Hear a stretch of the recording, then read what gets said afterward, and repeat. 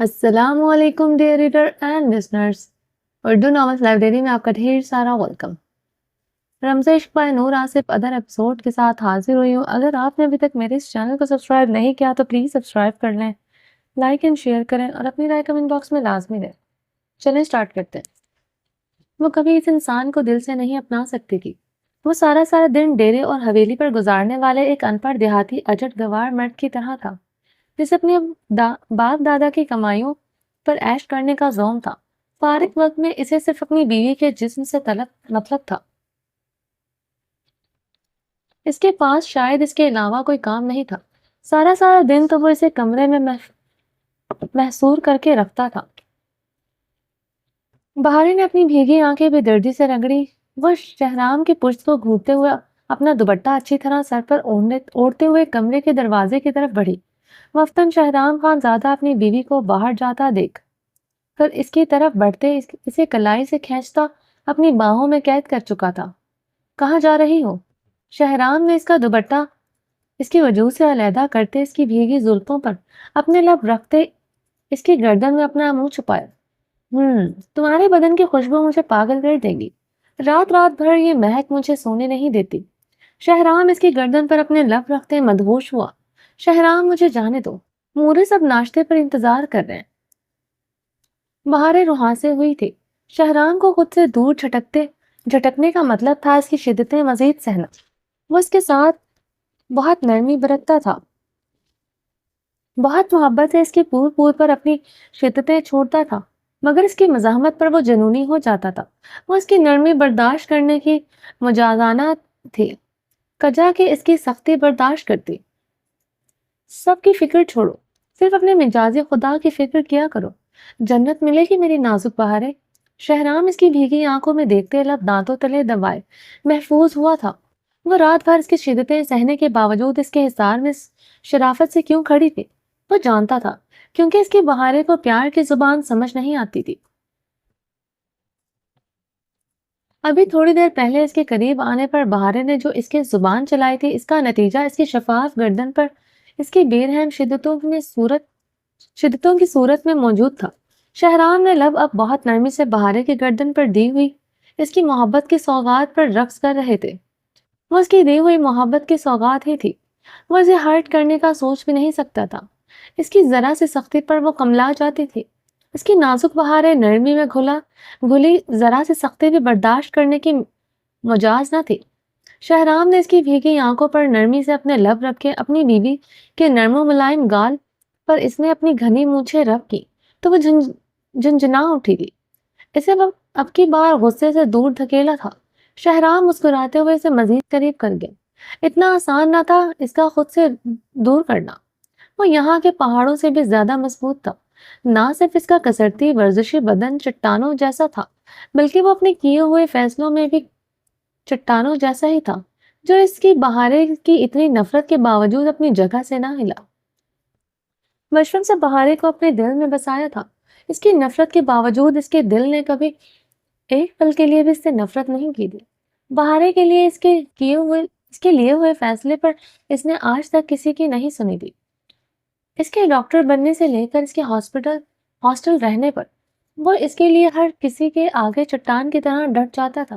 اس کی بے تحاشا سہیلیاں بنانا، ان کے گھر آنا جانا، سمیع اللہ خان اربت خان کے اعتراض کے باوجود اس کی ہر ذمہ داری، اس کے نفع نقصان کی ذمہ داری وہ خود لیتا تھا، مگر کبھی بھی اس کی خواہش سے وہ پیچھے نہیں ہٹا تھا۔ صرف اس کے طلاق کی خواہش کے علاوہ اس نے ہر خواہش، ہر بات کا مان رکھا تھا۔ بہاریں ہی حویلی کی پہلی لڑکی تھی جس نے فرسٹ ایئر میں موبائل فون لیا تھا، جو اس نے ہی دلایا تھا۔ اس کے موبائل اکاؤنٹ میں ہر مہینے ہزاروں کا بیلنس وہی ٹرانسفر کرتا تھا، اس کے نیٹ پیکیجز وہی لگاتا تھا۔ وہ اس کے جلائے ہوئے چہرے کو بہت پیار سے تھام گیا۔ مسکراتے ہوئے اس کے چہرے کو اپنے ہاتھوں میں تھامتے اس نے ایک ایک نقش پر اپنے لب رکھنے لگا۔ اس کے لمس پر بہاریں کی آنکھوں میں مرچیں سی بھری تھی۔ اسے شاید اس سے صرف یہی ایک غرض تھی، تمہاری ناقص معلومات صرف بستر کے حقوق تک ہی محدود ہیں، بیویوں کے بہت سے حقوق ہوتے ہیں جو تمہیں نہیں معلوم۔ بہاریں اسے خود سے دور جھٹکتے اس کی جنت ملنے والی بات پر بھڑ جلنے لگی۔ اچھا ٹھیک کہہ رہی ہو، میری معلومات میں ناقص ہے۔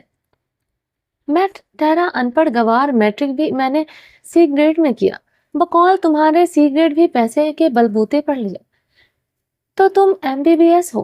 ڈاکٹر بہارے، ذرا میری ناقص معلومات پر روشنی ڈالو، کیا حقوق ہوتے ہیں بیویوں کے؟ شہرام نے اس کے بھڑکتے چہرے پر نظر ڈالتے پرسکون لہجے میں پوچھا۔ اس کا دور جھٹکنا ہمیشہ کی طرح بہت ناگوار گزرا تھا، مگر وہ برداشت کر گیا۔ میرے آرام اور میری نیند کا خیال کرنا تمہارا فرض ہے، میری مرضی کے بغیر تمہیں میرے قریب نہیں آنا چاہیے۔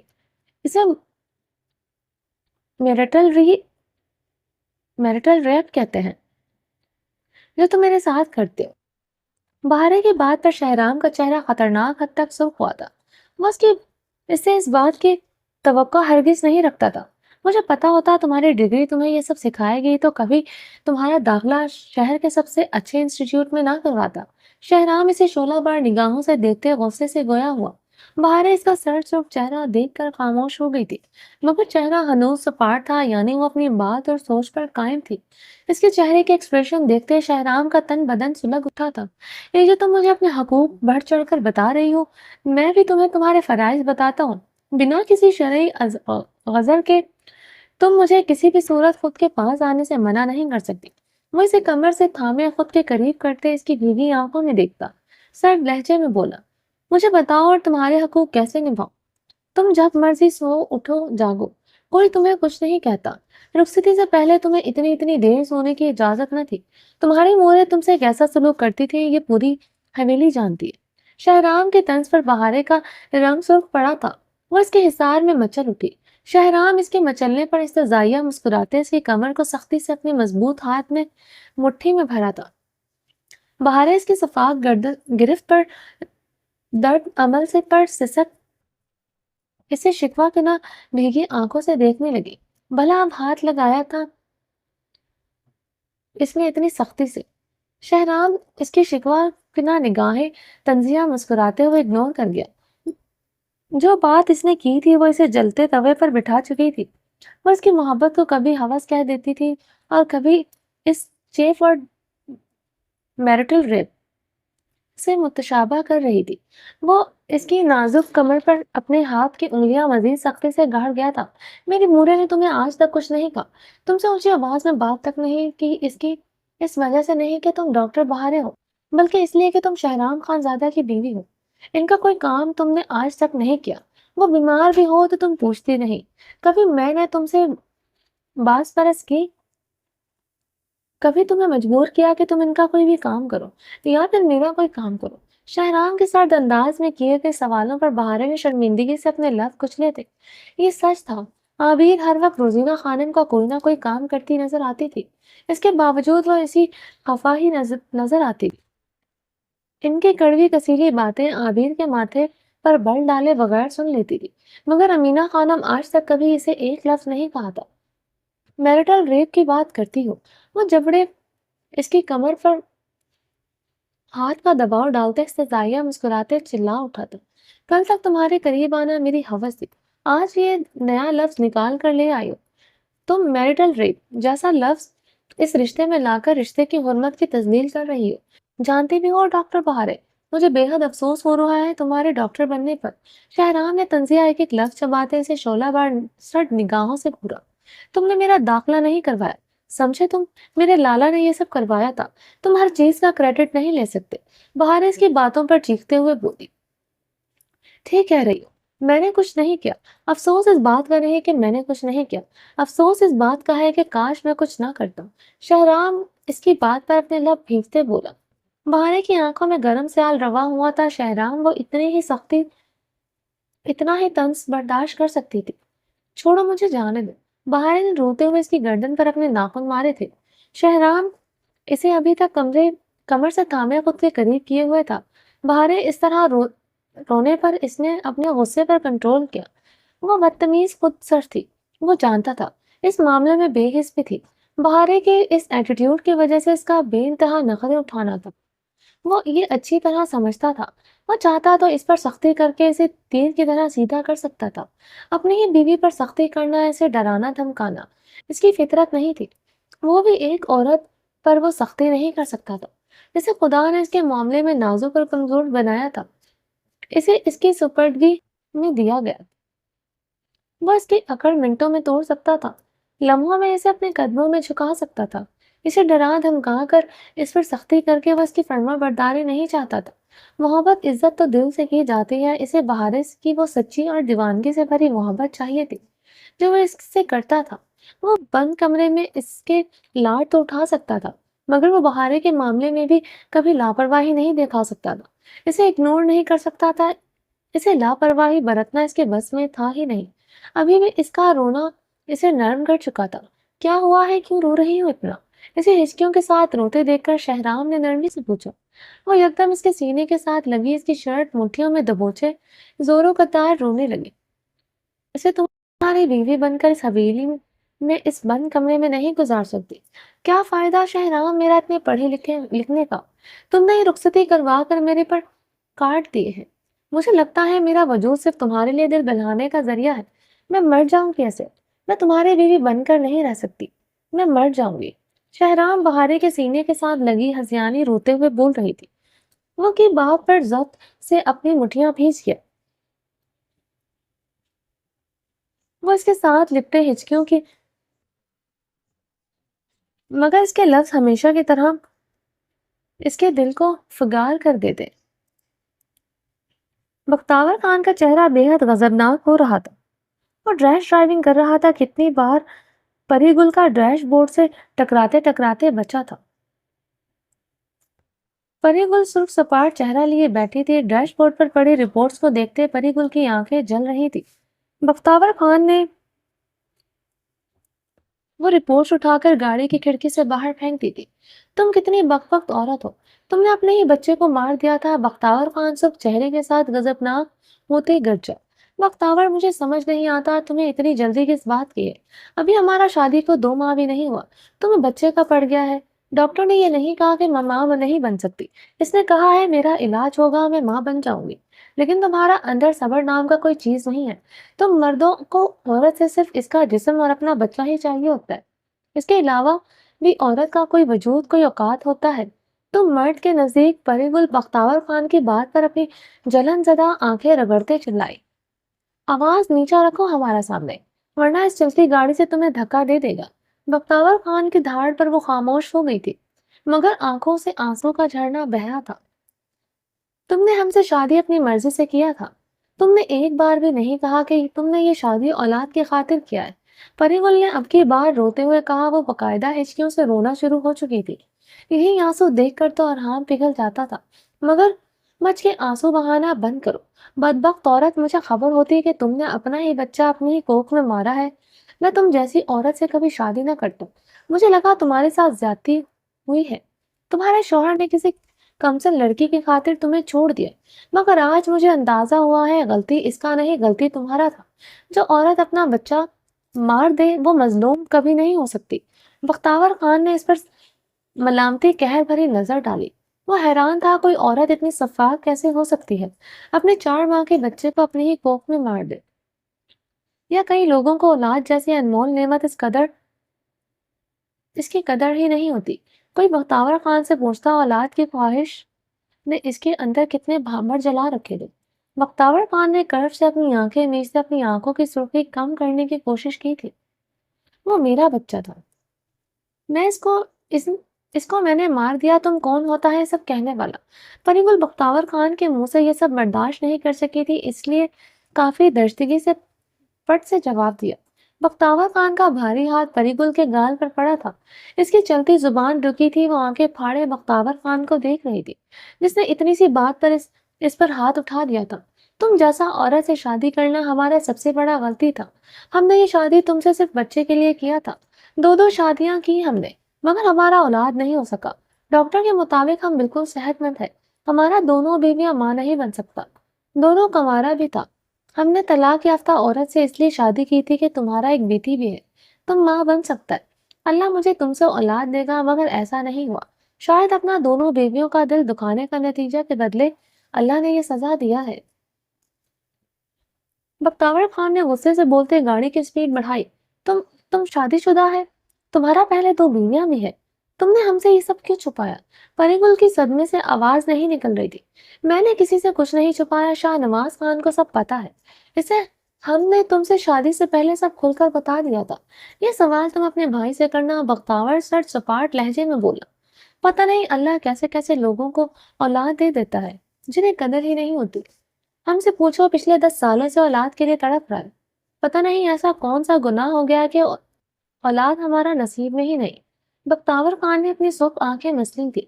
پری گل تو اس کی 2 بیویوں کا سن کر پتھرائی کیفیت میں بیٹھی تھی۔ شاہ نواز نے اس سے یہ سب کیوں چھپایا؟ کیوں اسے اتنا بڑا دھوکہ دیا؟ پری گل کی آنکھوں کی سرخی بڑھتی جا رہی تھی۔ بختاور خان کی گاڑی بہت بڑی حویلی کے گیٹ میں داخل ہوئی۔ گاڑی کار پوش میں رکی تو وہ گاڑی سے اتر کر تیز تیز قدم اٹھاتا اندر داخل ہوا تھا۔ پری گل آہستگی سے چلتے بختاور خان کی تقلید میں اندر داخل ہوئی۔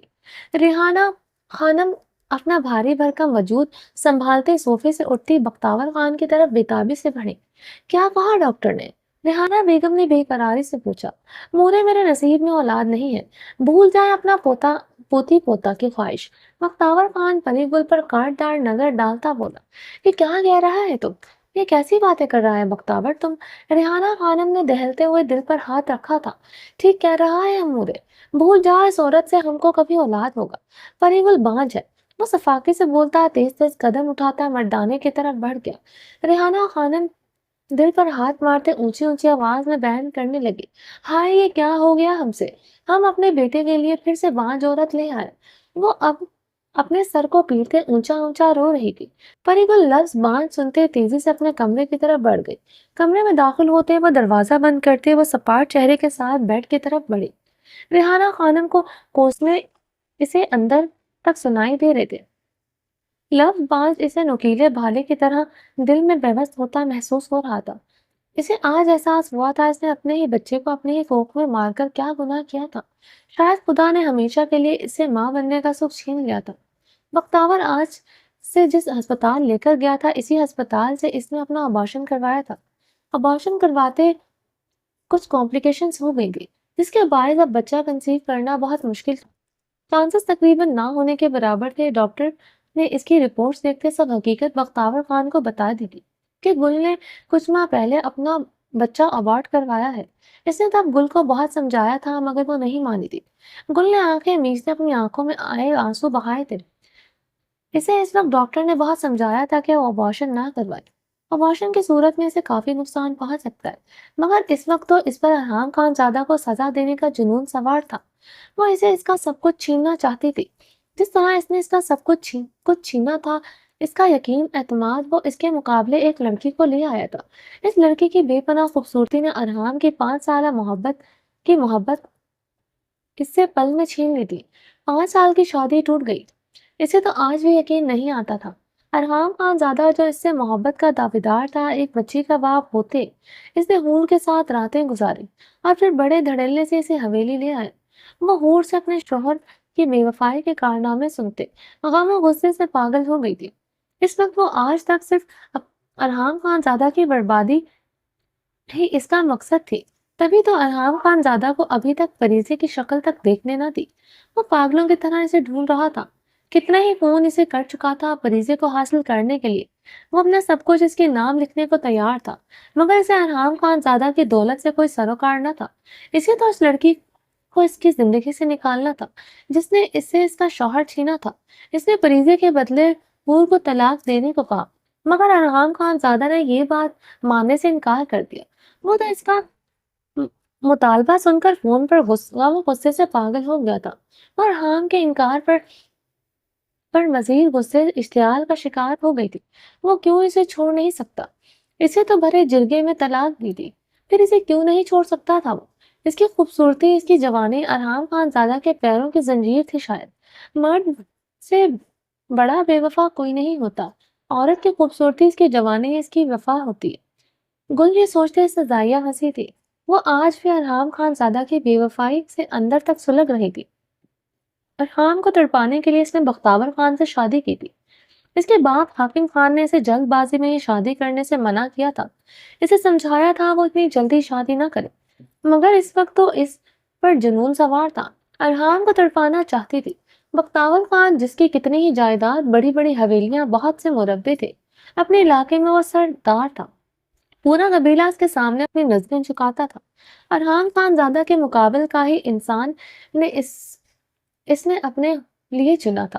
ارحان خان زادہ نے اسے ٹکرایا تھا۔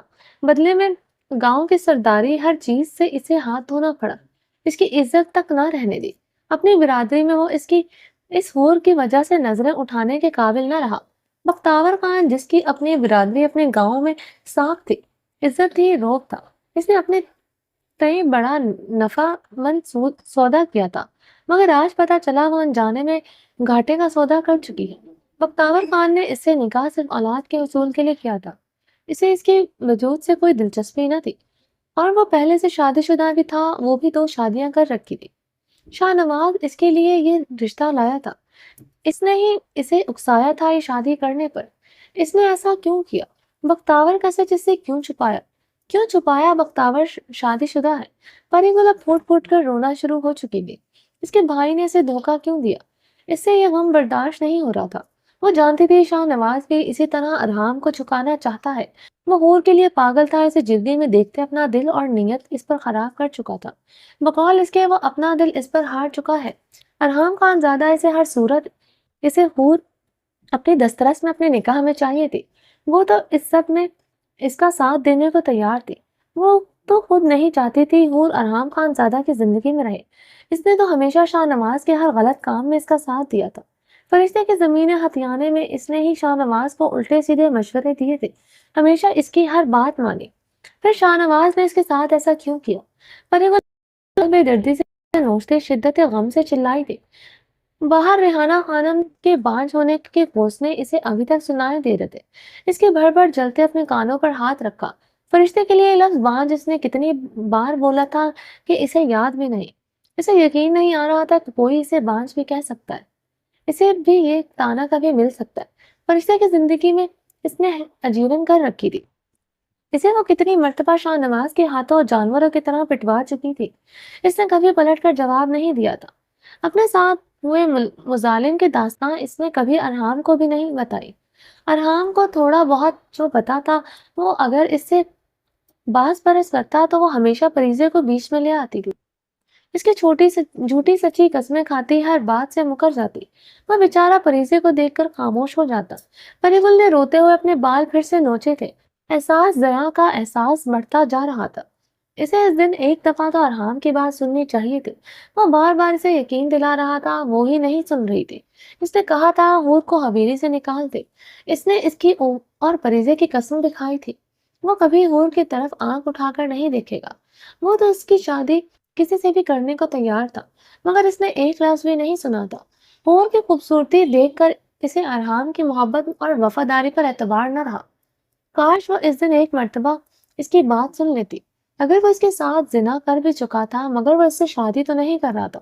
وہ بھرے جرگے میں حور کے ساتھ اپنے ہر تعلق سے انکار کر چکا تھا۔ وہ چاہتی تو اس دن اپنے شوہر کے جھوٹ، جو اس کے نزدیک جھوٹ تھا، کو سچ مان کر اس سے حور کی جان چھڑوا سکتی تھی۔ وہ اس دن وہ حالات اپنے مواقع کر سکتی تھی۔ حور کی شادی شاہ نواز سے نہیں تو دل نواز خان سے کروا دیتی، اور ساری عمر اس کے سامنے سر نہ اٹھاتی۔ جو حال فرشتے کا کیا، وہ حور کا اس سے بھی بدتر کر سکتی تھی۔ اپنے بھائی کے سپردگی میں لے کر ساری عمر اسے اپنے شوہر کے ساتھ بدکاری کے تانے مارتی۔ وہ یکا بار اس کے سامنے سر اٹھانے کے قابل نہ رہتی، مگر وہ تو اسے اپنا شوہر ہی سونپ کر آئی تھی، جو اس کے کتنے ناز نخرے اٹھاتا تھا۔ وہ بختاور خان کو مزید برداشت نہیں کر سکتی تھی، نہ ہی اس کی 2 بیویاں برداشت کر سکتی تھی۔ ویسے بھی اس نے بختاور خان کو دل سے قبول کیا ہی نہ تھا۔ یہ شادی تو ارحام خانزادہ کو تڑپانے کے لیے کی تھی۔ کہاں ارحام خانزادہ، کہاں یہ بختاور خان؟ پری گل نے اپنے آنسو بے دردی سے صاف کیے۔ یہ تو طے تھا، وہ کبھی ارحام خانزادہ کو بھول نہیں سکتی تھی، نہ ہی اس حور کو اس کی زندگی میں مزید رہنے دے سکتی تھی۔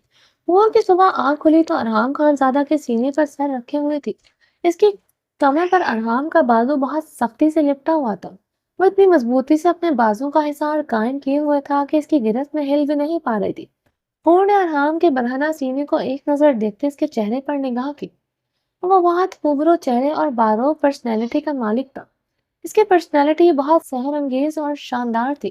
اسے پہلی مرتبہ دیکھتے ہی وہ اس سے متاثر ہوئی تھی۔ اس نے اس پر گاڑی میں ایک بار بھی نظر نہیں ڈالی تھی، بلکہ اس کے بھیگے بدن سے وہ بار بار اپنی نظریں چرا رہا تھا۔ اس نے اس کے جسم کو ڈھانپنے کے لیے اپنا کوٹ اسے دیا تھا۔ یہ اس کے لیے بہت حیران کن تھا۔ وہ مرد ہو کر اس کا جسم ڈھانپ رہا تھا، مگر اسے خبر نہ تھی وہ بھی ایک مرد تھا۔ نامحرم ہو کر اس پر بری نظر نہیں ڈالی تھی، اس کا محرم بن کر تو اس نے اس کے پور اخراج وصول کیا تھا۔ وہ جلتی آنکھوں سے اس ساحری کو دیکھ رہی تھی جو بہت ظالم اور بے حس تھا۔ ارحام کی پناہوں سے خود کو چھڑوانے کی ناکام سعی کرتے وہ بے بسی سے پھر سے اس کے سینے کے ساتھ لپٹتے اس کے سینے پر سر رکھ گئی تھی۔ مفتن حور کی نظر خود پر پڑے، وہ کان کی لو تک سوکھ پڑی تھی۔ اپنی حالت دیکھتے وہ کمبل پر خود پر اچھی طرح لپیٹتے ارحام کے سینے میں منہ چھپا گئی تھی۔ اسے اس طرح اس کے سینے پہ لپٹنے پر ارحام کے لبوں پر گہری مسکراہٹ رقصاں ہوئی۔ ارحام اور بھی زیادہ شدت سے اسے اپنے سینے میں بھینچ گیا۔ ارحام جاگ رہا ہے، یہ محسوس کرتے ہون آنکھیں نیچے مزید اس کے سینے میں سمائی تھی۔ وہ اپنی حالت کے پیش نظر اس سے دور نہیں ہو سکتی تھی۔ ویسے بھی وہ ارحام وہ بے رحم بنائے اسے بہت سختی سے اپنے سینے کے ساتھ لگائے ہوئے تھا۔ وہ چاہ کر بھی اس کا حصار نہیں توڑ سکتی تھی۔ وہ ہار مانتے ہوئے اس کے سینے میں سما گئی اور اس کے ساتھ لپٹے یہی سوچ رہی تھی کہ رات ان دونوں کے بیچ کیا ہوا تھا۔ اسے یاد آیا تھا وہ ارحام کی قربت کے خوف سے گھبراتے ہوئے پچھلے لان کی طرف نکل گئی تھی، پر اتنی جلدی حویلی کیوں چلا آیا تھا؟ وہ اس کی گہری تپش زدہ نظروں سے سمجھ چکی تھی جو کل رات اس نے ڈائننگ روم میں اس پر ڈالی تھی۔ کیا چیز اسے اتنی جلدی حویلی کھینچ لائی تھی؟ وہ اس کی گہری نگاہیں اسے پل میں سمجھا چکی تھی۔ جتنا جنونی وہ اسے لے کر تھا وہ سمجھتی تھی اس کے بغیر نہیں رہ سکتا۔ وہاں سردی میں کافی دیر تک بے حس بنی کھڑی رہی تھی۔ اس کی شدتیں سہنے سے زیادہ آسان اسے جان لیوا قہر برساتی سردی میں کھلے آسمان کے نیچے کھڑا رہنا لگا تھا۔ اس نے کب ہوش گنوائے اسے یاد نہیں تھا، اور یہاں کیسے آئی اور یہ سب کچھ؟ وہ کیا بے ہوشی میں بھی اس سے اپنی ہوس پوری کرتا رہا تھا، اس کے جسم کے ساتھ کھیلتا رہا تھا۔ وہ اس کے سینے میں منہ چھپاتے شدت غم سے سسک پڑے۔ اس کی سسکاری سنتے ارحام کے ماتھے پر بل پڑے تھے۔ اس کی سسکیاں کبھی اسے شاید سکون دیتی تھی، مگر آج یہ ساؤنڈ اس کی سماعتوں کو کافی ناگوار گزرا تھا، اور وہ یہ آنسو کیوں بہا رہی تھی وہ سمجھ نہیں پایا۔ کیا ہوا ہے؟ کیوں ظلم کر رہی ہے صبح صبح ان آنکھوں پر؟ ارحام نے اس کے بالوں کو گدی سے پکڑتے اس کا چہرہ اپنے مقابل کیا۔ اس کے کرسٹل براؤن کانچ سے نم آنکھوں کو دیکھتے ارحام خان زادہ کے دل کی دھڑکنوں میں انتشار برپا ہوا تھا۔ ساحرانہ آنکھیں تو قیامت تھی، اسے پہلے بھی اندازہ تھا، مگر آج تو ارحام خان زادہ کے دل کی دھڑکنوں میں اٹھتے شور نے اسے بخوبی احساس دلایا تھا۔ اس کے پیروں سے لپٹی یہ لڑکی قیامت سا حسن رکھتی ہے، اور یہ حسن صرف اس کی ملکیت تھا۔ یہ احساس کافی تقویت بخشتا تھا، وہ صرف اس کی ہے۔ وہ ارحام کی آنکھوں میں دیکھتے اس کے سینے کے ساتھ لپٹ رہی تھی۔ راہ فرار کا کوئی راستہ نہ تھا، اپنی کمر پر اس کا سخت حصار اسے یہ احساس بخوبی دلا رہا تھا۔ تم اپنا حلیہ درست کرو، میں تمہارے لیے ناشتے کا کہتا ہوں، ارحام نے اس کے بالوں میں نرمی سے انگلیاں چلاتے کہا۔ اور اس کی نرمی پر حیران ہوئی۔ اس کا یہ نرم رویہ کہیں آنے والے طوفان کا پیش خیمہ تو نہیں؟ وہ رات کے اندھیرے میں کھلے آسمان کے نیچے چلی گئی تھی۔ اس کی سختی سے ہدایت تھی وہ کسی بھی صورت زنان خانے سے باہر نہیں جائے گی۔ وہ یقیناً اس بات کا حساب ضرور لے گا۔ اس ظالم جابر بے حس انسان سے وہ توقع بھی کیا کر سکتی تھی جس نے بے ہوشی میں بھی اسے نہ چھوڑا تھا؟ وہ یہ سوچتے اس کے چٹانی سکس پیک سینے پر اپنا ہاتھ سختی سے جما گئی۔ حور! ارحام نے اس کے بالوں میں ہاتھ چلاتے نرمی سے اسے پکارا، تو حور کی نم زدہ آنکھیں مزید نم ہوئی تھیں۔ کتنا عرصہ ہو گیا تھا کسی کا اتنا نرم لہجہ سنے ہوئے۔ اس بے حس شفاق انسان کے ایسے رویے کی عادت نہ تھی۔ حور کی آنکھیں شدت گریا سے چلنے لگی۔ وہ اس کے سکس پیک چٹانی سینے پر موجود بھورے بالوں کو سختی سے اب اپنی مٹھی میں لے دی۔ اس کی پکار پر جواب دینا ضروری نہ سمجھا۔ حور! ارحام نے حیران ہوتے اسے دوبارہ پکارا۔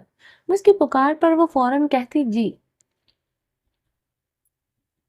مگر آج اس کی پکار پر جواب نہیں دے دیتی، بلکہ اس کی پکار پر وہ اپنی مٹھی کا دباؤ اس کے سینے پر موجود بالوں پر بڑھا رہی تھی۔ ارحام نے اس کی بالوں سے پکڑ کر ایک بار پھر سے اس کا چہرہ اپنے مقابل کیا۔ وہ اس کی آنکھوں میں ناراضگی و شکوہ دیکھ کر مزید حیران ہوا تھا۔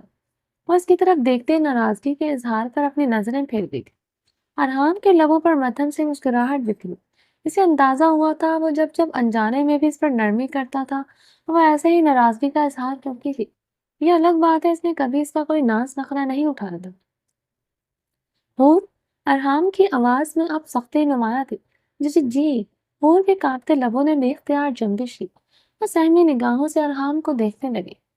اس کی اس ادا پر ارحام خان زادہ کا دل مزید گھائل ہوا تھا۔ وہ آنکھیں بھی نہیں چھپک رہی تھی۔ اس کی آنکھوں میں دیکھتے اس کے حکم کی منتظر تھی۔ رات باہر لان میں کیوں گئی تھی؟ منع کیا تھا تمہیں؟ تم میری اجازت کے بغیر تم کھلے آسمان کے نیچے نہیں جاؤ گی۔ ارحام نے اس کا چہرہ اپنے مزید قریب کرتے اس کے چہرے پر اپنی تپش زدہ سانسیں چھوڑی۔ اس کا چہرہ انگاروں سے تپش کچھ دیر پہلے جو نرمی کی آنکھوں میں تھی اس کا شبہ تک نہ تھا۔ اسے دیکھتے حور کی رنگت پھک ہوئی۔ اس کے حصار میں بری طرح لرز اٹھی۔ اس کے فک رنگت اور اس کی آنکھوں کی بڑھتی شبنم کو دیکھتے وہ خود پر قابو پا گیا تھا۔ اس کی طبیعت کے پیش نظر اس نے خود پر قابو پایا تھا، مگر وہ اسے چھوڑنے کا ارادہ ہرگز نہ رکھتا تھا۔ رات اس نے جو اپنے ساتھ کیا وہ معافی کے قابل نہ تھا۔ اٹھو اور نیم گرم پانی سے اچھی طرح شاور لو، میں تمہارے لیے ناشتے کا کہتا ہوں۔ ارحام نے اس کی آنکھوں کے کناروں پر ٹھہری شبنم بہت نرمی سے اپنی انگلیوں کے پوروں کی چنی۔ وہ جلدی سے استباعت میں سر ہلا گئی۔ حور نے جلدی سے اس کے حصار سے نکلنے ہوئے اپنے اوپر کمبل ہٹایا۔ وہ خود کو دیکھتے پھر سے خود پر کمبل لپیٹ گئی۔ کیا ہوا؟ ارحام اس کے یوں کمبل میں دبکنے پر حیران ہوا۔ وہ پوری کی پوری کمبل میں غروب تھی۔ ارحام نے حیران ہوتے اس کے چہرے سے کمبل ہٹایا۔ حور کا چہرہ سرخ گلاب ہو رہا تھا، آرز دہکتا تندور بنے ہوئے تھے۔ ارحام بے اختیاری میں اس کے نرم گال پر اپنی انگلیاں پھیر گیا تھا۔ یہ گلاب کے آرز اس کی زندگی تھے۔ یہ رات اسے اندازہ ہوا تھا۔ وہ اسے کندھے سے پکڑے اس کا رخ مکمل طور پر اپنی طرف کرتے مسکراتے ہوئے اسے اپنے سینے میں بھیج گیا تھا۔ وہ سمجھ گیا تھا وہ کیوں سرخ گلاب ہو رہی ہے۔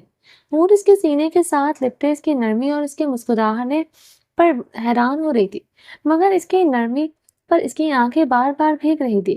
اسے عادت نہ رہی تھی اس کی اتنی نرمی کی۔ اگر وہ یہ نرم رویہ نہ دکھا کر اس پر سختی کرے گا وہ کیسے برداشت کرے گی؟ سلطان احمد شاہ کی محبت وہ ابھی تک بھول نہیں پائی تھی، کیسے برداشت کرے گی اس انسان کو بدلتے ہوئے؟ اب اس کے سوا اس کا کون تھا آخر؟ وہ اس کے سینے کے ساتھ لپٹی سے کچھ کہنا چاہتی تھی، وہ اسے نرمی سے نہ چھو، وہ اس کی سختی کی عادی ہو چکی ہے۔ وہ اسے مسکرا کرنا دیکھ کے اس کی سرخ آنکھیں دیکھنے کی عادی ہو چکی ہے، مگر ہمیشہ کی طرح اس کے شکوے اس کے لفظ اس کے حلق میں ہی دم توڑ دیتے تھے۔ آنکھوں سے آنسو بے مول ہو کر گرتے اس کے آرز کو بھگو گئے تھے۔ ارحام اس سے الگ ہوتے بیڈ سے اٹھا اور اس وقت صرف ٹراؤزر میں ملبوس تھا۔ اپنے ٹی شرٹ زمین پر میں اٹھا کر حور کی طرف بڑھائی، جسے ہچکچاتے ہوئے حور نے نرمی سے تھامی تھی۔ وہ ابھی تک کمبل خود میں لپیٹے ہوئے تھی۔ ارحام اس کی طرف گہری نگاہوں سے دیکھتا ڈریسنگ روم کی جانب بڑھ گیا تھا۔ باہر اتنے بڑے ہسپتال کو دیکھ کر حیران ہو رہی تھی۔ شہرام صبح صبح اسے یہاں لے آیا تھا۔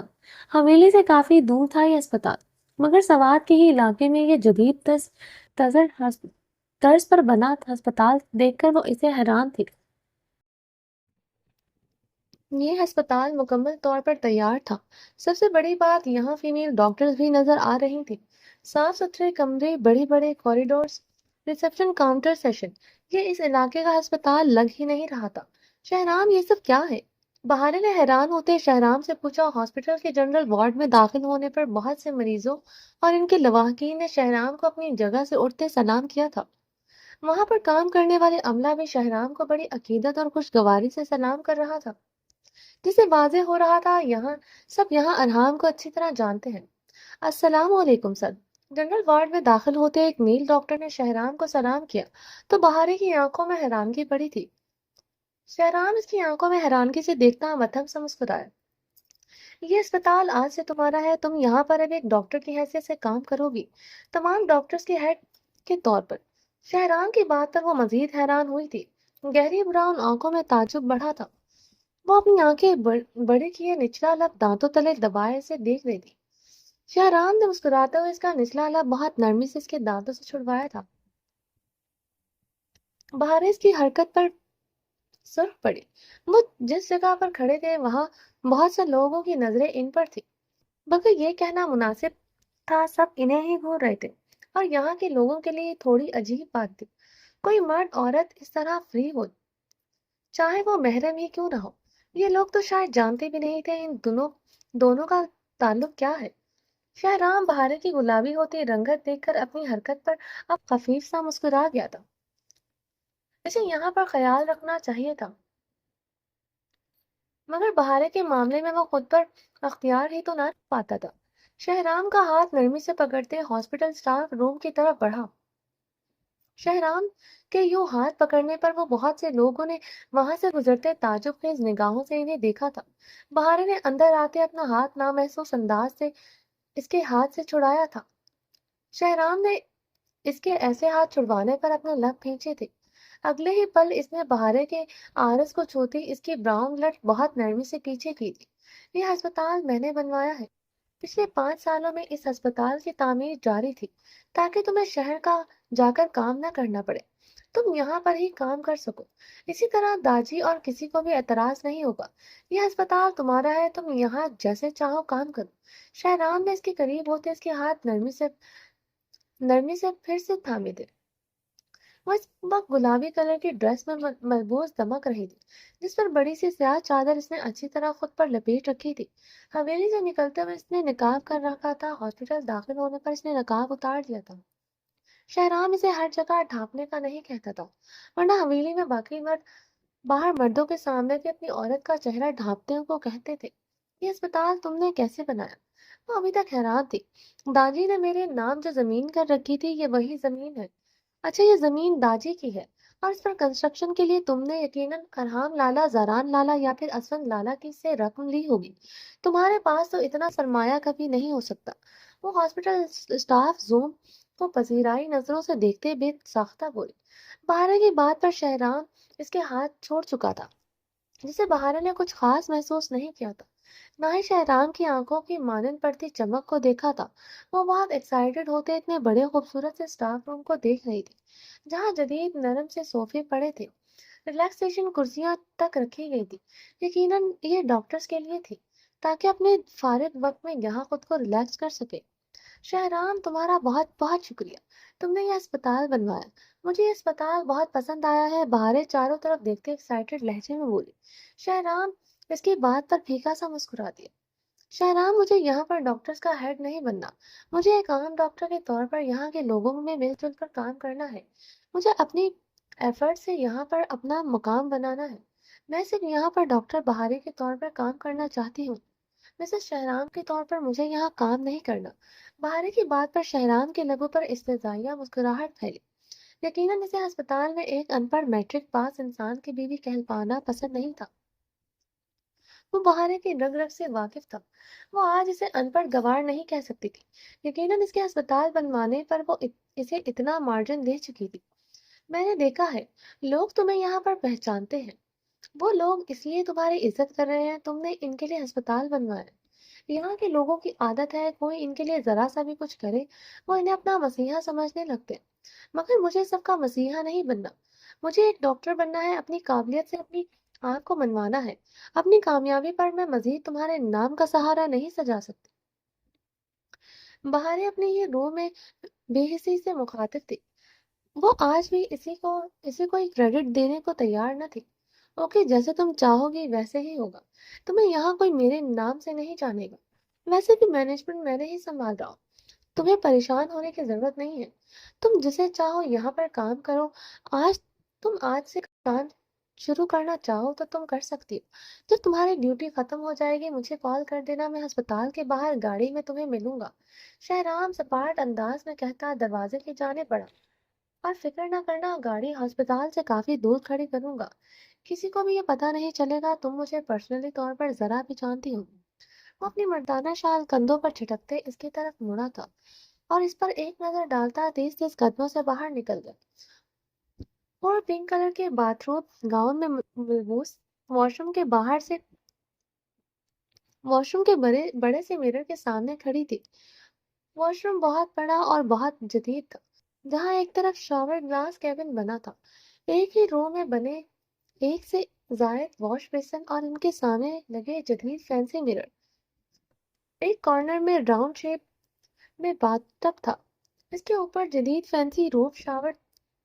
واش روم میں ایک طرف بہت خوبصورت گلاس الماری بنی تھی، مگر اس میں صرف ٹاولز، باتھ روب، گاؤن اور ضرورت کی کچھ چیزیں تھیں، جن میں اس کی بے شمار پرائیویٹ چیزیں، اس کی بے شمار نائٹیز تھی. یہاں سامان تھا جو آرام نے اس کے لیے نیا اور ایک سے بڑھ کر ایک خریدا تھا. آئینے کے آگے کھڑے ہوتے حور کے لبوں پر تلخ زخمی مسکراہٹ دوڑی تھی.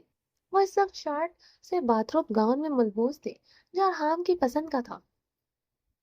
چلیں جی، باقی کا نیکسٹ ایپیسوڈ میں کنٹینیو کریں گے. اگر آپ نے ابھی تک میرے اس چینل کو سبسکرائب نہیں کیا تو پلیز سبسکرائب کر لیں، لائک اینڈ شیئر کریں اور اپنی رائے کمنٹ باکس میں لازمی دیں.